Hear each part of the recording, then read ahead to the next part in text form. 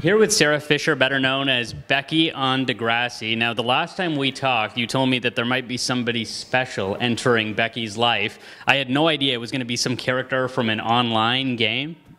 Yes, yeah, that was a big shock. But you know what? I thought it was a very interesting storyline.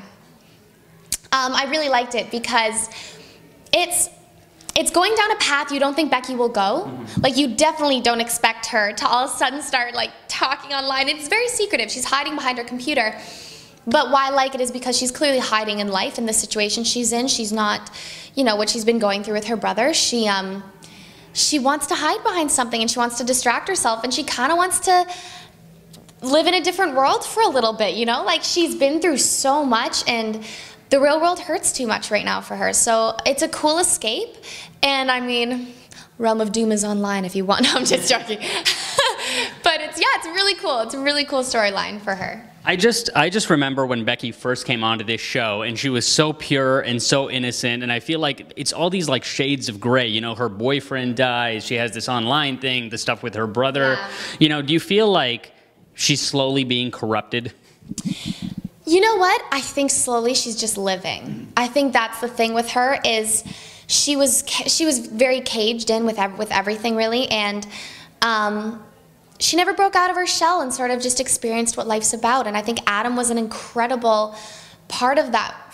Part of her life for her was breaking her out of that shell, getting out of her comfort zone, and being in love and going through things that are hard. You know, she was very, life is always perfect. And you know what? You can only grow from going through things. So I'm happy she went through stuff. I mean, obviously some situations I'm not because it's tough, but no, I think not so much like kind of corrupted, but I think in a way it's more she's really getting in to who she is, and I don't think she knew herself before. She knew what her parents wanted her to be, and I think that was it, and I don't think she really knew who she was. So she's really got a bit more of a backbone, as much as it's been bent in every way possible through this all these crazy storylines she's been in, but it just makes her a stronger character, I think. And speaking of her parents, how do you think she's going to go about repairing this relationship? Because I felt like I was watching Not Without My Daughter in the last episode. Yeah. Oh, it was so sad. Just because they've been, the way she's been brought up is to never lie. So that was what was so, and of course everyone knows, you know, you obviously in a situation like that, as hard as it is, you do the right thing. And I think it's really tough because for her it's family, and family's everything, but her family taught her never to lie. So when she was put on stand in the courtroom, what could she have done? Like, there's two different worlds, and she's always lived in, I'm gonna do what's right, and that's what her parents told her. And then they kind of, I don't want to say brainwash. I love my parents on the show, by the way. They are the coolest, nicest people you will ever meet. They're hysterical. I love them both so much. But they kind of brainwashed her, because if you saw the way her mom talked to her, she'd look into her eyes and just be like, he didn't do anything. Like, it was... Oh, look at that. Wow. Man. Just trying to get a little into my... No, I'm kidding. But yeah, like, they tried to get right in there and be like, he's innocent. And Becky knew the whole time. Becky was the one who saw it. Her parents didn't see anything. So of course they want to believe their son didn't do anything, but I mean, as hard as the situation is, I still hope she has a relationship in general, just has a relationship with her parents left. But it's really up to them. She's always gonna try and do the right thing and keep close to the people who are close to her. But I mean, what can she do if they don't want to talk to her? She's not gonna. I think it can create a lot of built up anger. I think she's gonna get very angry when they just continue ignoring her. That's how I feel. I think the buildup of everything that's happened, and then not having that support that is your parents, because they're tied into this, obviously, it's gonna be really rough on her. I think she's gonna get really angry, but that's a very cool side of her to see at the same time. Even though I don't want her to go through it, it's a very cool side to see of her. Do you think that it's going to result in a new friendship between Becky and Zoey? Because after all, you know, Becky's the reason that Zoey got the decision that she was looking for. Yeah, you know, I mean, I think it'd be really cool. It'd be a very cool relationship because they're kind of opposites. This is gonna sound really brutal, but they're opposites but the same.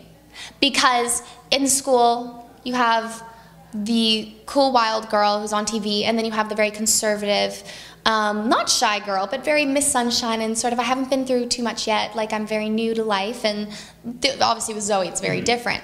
I think it's really cool to bring characters that are so different together because they learn so much off each other.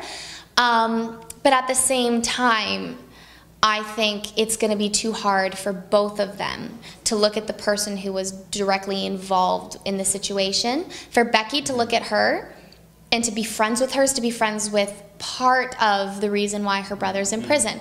Again, the right thing to do 100%, but it doesn't make it easy for her. It's her brother, and he's her favorite person in the world. So I think it's too hard. And for Zoe, being around the sister, the relative of someone who did that to you, I couldn't imagine either way, which sucks because they could be really good friends, but I think it's too hard for both of them.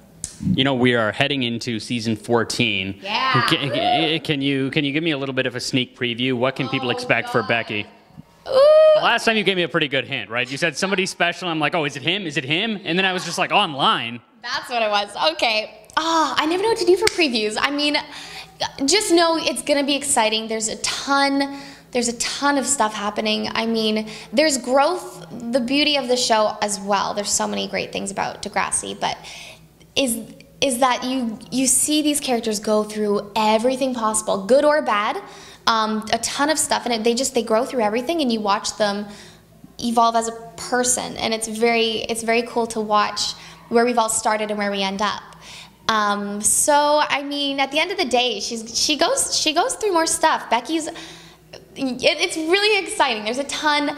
I'm not gonna lie, being a little closer to the end of filming season 14, I don't fully remember like everything that has happened, to be completely honest. But that's a good thing, because what it means is there's so much material, so much that happens, and it's all wild and it's exciting, and it's a fantastic season. I loved all of the episodes I did. I just don't remember all of them, but they're really good. You want to see? You know what's funny, which I just noticed? What? We're wearing these like wristbands for this like backyard thing, we are. but it says 16. This is like the anti like 19 wristband, right? We're both. Well, I mean, it's like we're sneaking in to be younger. It's my job to look 16.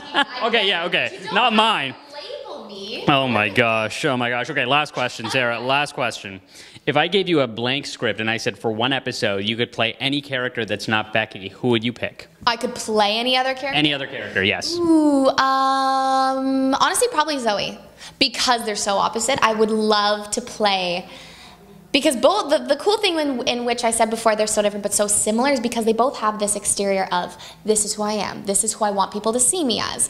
And they're both very upright. You know, Becky's very, okay, like I'm a good girl, I'm you know, I'm gonna be who I am, and Zoe's way more sort of like, I'm the girl in school, na na na. Oh my god, look, you nailed it, oh my god.